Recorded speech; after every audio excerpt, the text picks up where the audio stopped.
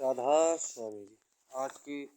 आज का सत्संग सूरदास की प्रेम भक्ति की पुस्तक भाग 2 से लिया गया है। सत्संग का विषय है कर्म और फल का अटल नियम। सत्संग शुरू करने से पहले सत्संगी भाइयों से अनुरोध है कि चैनल को सब्सक्राइब करें और सत्संग अंत तक सुनें। और सत्संग पसंद आए तो वीडियो को लाइक और शेयर करें और कमेंट करके बताएं। तो हम आज का सत्संग शुरू करते हैं। जैसा कि विषय है कर्म और फल का अटल नियम। कर्म का यह अटल नियम है कि जो जैसा कर्म करता है उसे वैसा ही फल भोगना पड़ता है। यदि हमने बबूल का बीज बोया है तो उससे अंगूर का फल भला कैसे प्राप्त हो सकता है।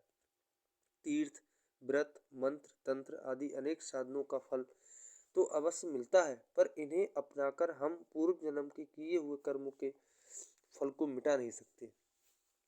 भावी को कोई भी टाल नहीं सकता। बहुत से योगी, यति, तपी और जटाधारी सन्यासी आदि आदि अनेक उपाय करके थक गए, पर प्रभु के बनाए कर्मों के विधान को कोई बदल नहीं सका।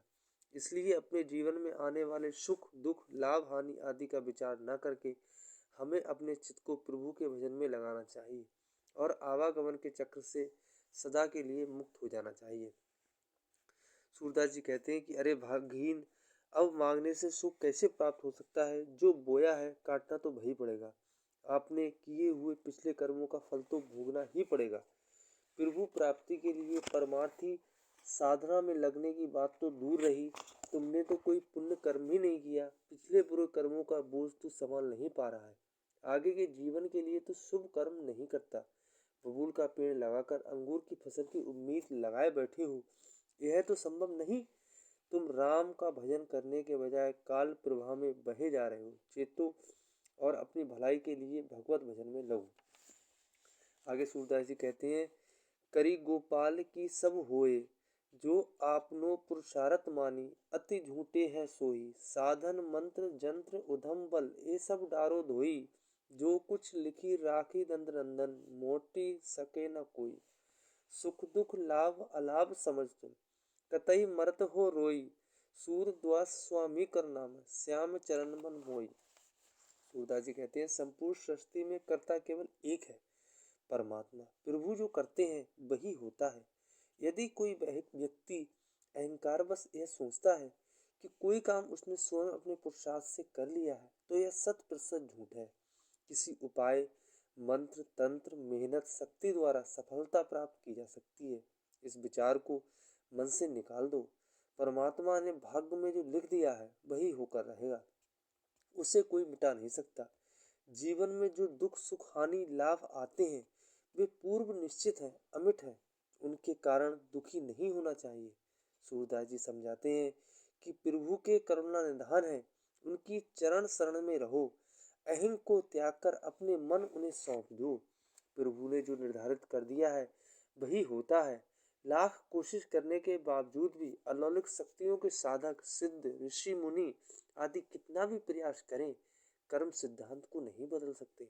कर्म फल को घटा या बढ़ा नहीं सकते। जटाधारी योगी योग करते हैं, ब्रह्मा और शंकर भी ध्यान साधना करते हैं, लेकिन वे भी इसे कम ज्यादा नहीं कर सकते। इंद्रियों पर संयम करने वाले यति, सत्यनिष्ठ, तपसी चाहे कितनी भी कोशिश करें, चारों वेदों का पाठ करते रहें, लेकिन वे भी कर्म गति टालने में असफल रहते हैं। सूरदास जी कहते हैं, परमात्मा की भक्ति किए बिना, सुमरन भजन किए बिना कर्मों के बंधन से छुटकारा नहीं मिल सकता। होनी होकर ही रहती है। प्रारब्ध में जो लिखा है उसे बदला नहीं जा सकता, चाहे कितना भी प्रयत्न किया जाए। इसी बात को सूरदास जी ने कई उदाहरणों द्वारा स्पष्ट किया है। कहा है कि राहु केतु और चांद सूरज में कितनी दूरी है, लेकिन उनका भी संयोग हो जाता है। फलस्वरूप चंद्र ग्रहण और सूर्य ग्रहण लगते हैं।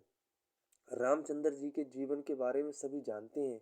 उनके विवाह का मुहूर्त महाज्ञानी मुनि वशिष्ठ जी ने निकाला था, लेकिन कुछ भी शुभ न हुआ। पिता दशरथ की मृत्यु, पत्नी सीता का हरण और स्वयं वनवासी होकर वन में अनेक विपदाओं को झेला। रावण ने 33 करोड़ देवी देवताओं को जीता था, त्रिभुवन का राजा था, मृत्यु को भी बंदी बनाकर कुएं में रखा था, लेकिन रामचंद्र जी के द्वारा ही उसकी मृत्यु हुई।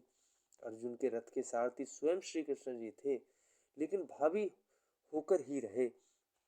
अर्जुन को भी जंगलों में भटकना पड़ा। 5 योद्धाओं की पत्नी होने के बावजूद भी द्रौपदी को भरी सभा में दुशासन ने चीर करके अपमानित किया। होनी टाली ना जा सकती। दानी राजा हरिश्चंद्र को भी डोम ने खरीदा और उन्हें शमशान घाट पर काम करना पड़ा। कोई भी जीव भावी से नहीं बच सकता, चाहे वह घर छोड़कर दूर देश ही क्यों ना चला जाए। तीनों लोकों के प्राणी, देवता, मनुष्य और जीव भावी के बस में है। सूरदास जी कहते हैं कि जब विधि ने ऐसा विधान रच दिया है तो उसकी चिंता करना व्यर्थ है। आगे सूरदास जी बताते हैं कि रेवन गोवंद के है रहियो, ये संसार अपार व्रत है, जम की त्रास न सहियो, दुख सुख कीरत भाग आपनो, आई परेशो गहियो, सूरदास भगवंत भजन कर, अंत बार कुछ लहियो। सूरदास जी शांतिपूर्ण जीवन जीने का तरीका समझाते हैं। वे कहते हैं कि हे जीवात्मा, प्रभु के चरणों में समर्पित हो जाओ। मन को संसारी मन को संसारी बातों से विरक्त करके मालिक की भक्ति में लगो। इसी तरह यम की यातना से छूट सकोगे, जन्म मरण के चक्कर से निकल सकोगे। चेष्टा करने के बाद भी प्रारब्ध बदला नहीं जा सकता। सुख दुख यश अपयश सब भाग्य अनुसार आते जाते हैं। जो भी सहना पड़े शांत मन से उसे झेल लो।